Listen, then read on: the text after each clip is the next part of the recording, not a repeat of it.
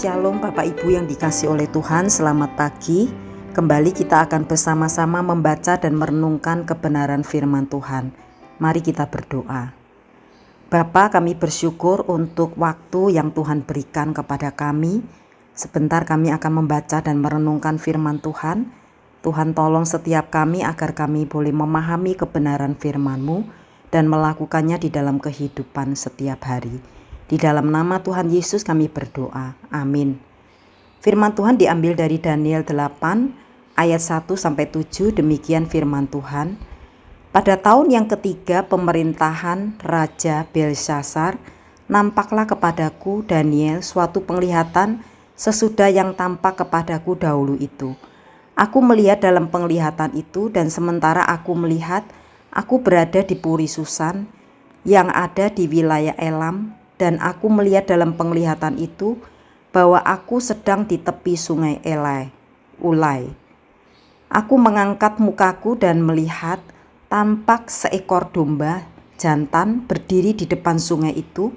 Tanduknya 2 dan kedua tanduk itu tinggi, tetapi yang satu lebih tinggi dari yang lain, dan yang tinggi itu tumbuh terakhir. Aku melihat domba jantan itu menanduk ke barat, ke utara, dan ke selatan, dan tidak ada seekor binatang pun yang tahan menghadapi dia, dan tidak ada yang dapat membebaskan dari kuasanya. Ia berbuat sekehendak hatinya dan membesarkan diri. Tetapi sementara aku memperhatikan, tampak seekor kambing jantan datang dari sebelah barat yang melintasi seluruh bumi tanpa menginjak tanah, dan kambing jantan itu mempunyai satu tanduk yang aneh di antara kedua matanya. Ia datang pada domba jantan yang 2 tanduknya, dan yang kulihat berdiri di depan sungai itu, lalu menyerangnya dengan keganasan yang hebat. Aku melihatnya mendekati domba jantan itu. Ia mengeram, lalu di tanduknya domba jantan itu, dipatahkannya kedua tanduknya, dan domba jantan itu tidak berdaya untuk tahan menghadapi dia. Dihempaskannya dia ke bumi, diinjak-injaknya, dan tidak ada yang melepaskan domba jantan itu dari kuasanya. Sampai di sana pembacaan firman Tuhan. Bapak Ibu, hari ini kita akan belajar dari kitab Daniel pasal 8 ini ayat 1-14, di mana Daniel menerima sebuah visi yang penuh dengan simbol dan pesan penting. Pada awal pasal ini Daniel menyebut bahwa visi ini terjadi pada zaman Belshazzar, Raja Babel. Dalam visi ini Daniel melihat 2 hewan, seekor kambing dengan tanduk besar di antara matanya, dan seekor domba dengan tanduk kecil. Kambing ini adalah simbol dari kerajaan Yunani yang kuat yang diperintah oleh Alexander Agung. Tanduk besar di antara matanya adalah simbol dari kepemimpinan yang kuat.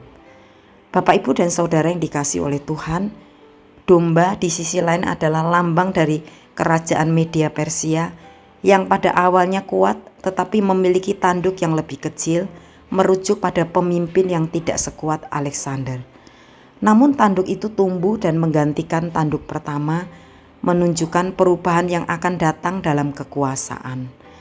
Bapak, Ibu, dan Saudara yang dikasihi oleh Tuhan, dalam visi ini kita juga melihat bahwa salah satu tanduk kambing tersebut tumbang, dan dari sana muncul 4 tanduk yang lebih kecil. Ini mencerminkan pembagian kerajaan Yunani setelah kematian Alexander Agung. Kemudian dalam ayat 9-14 kita menyaksikan penghinaan terhadap bait suci dan kekudusan oleh tanduk kecil yang muncul dari domba. Tanduk ini akan memusnahkan banyak orang dan menghancurkan bait suci, menunjukkan peristiwa yang mengejutkan dalam sejarah bangsa Israel. Bapak, Ibu, dan Saudara yang dikasihi oleh Tuhan, apa yang perlu kita pelajari dari pasal ini? Pertama, kita harus mengakui bahwa Allah memiliki kendali atas seluruh sejarah. Kekuasaan kerajaan dan pemerintah manusia dapat berubah dan beralih, tetapi Allah tetap berkuasa. Kedua, visi ini mengingatkan kita untuk selalu berpegang pada iman dan kekudusan, bahkan dalam menghadapi perubahan dan tantangan yang besar dalam hidup kita. Allah adalah penjaga yang setia. Yang terakhir, Bapak Ibu, kita harus ingat bahwa nubuatan-nubuatan ini adalah tanda-tanda kuasa Allah yang mengingatkan kita tentang rencananya yang lebih besar untuk umat manusia. Sebagai umat Allah, kita dipanggil untuk hidup di dalam ketaatan dan pengharapan kepadanya.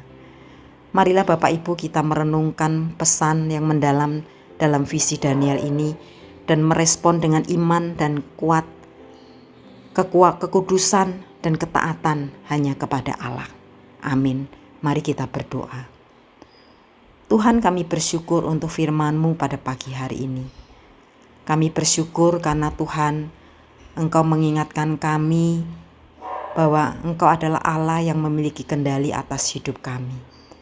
Kami mau terus bersandar kepada Tuhan dan menyerahkan hidup kami di tengah tantangan dunia yang tidak mudah ini.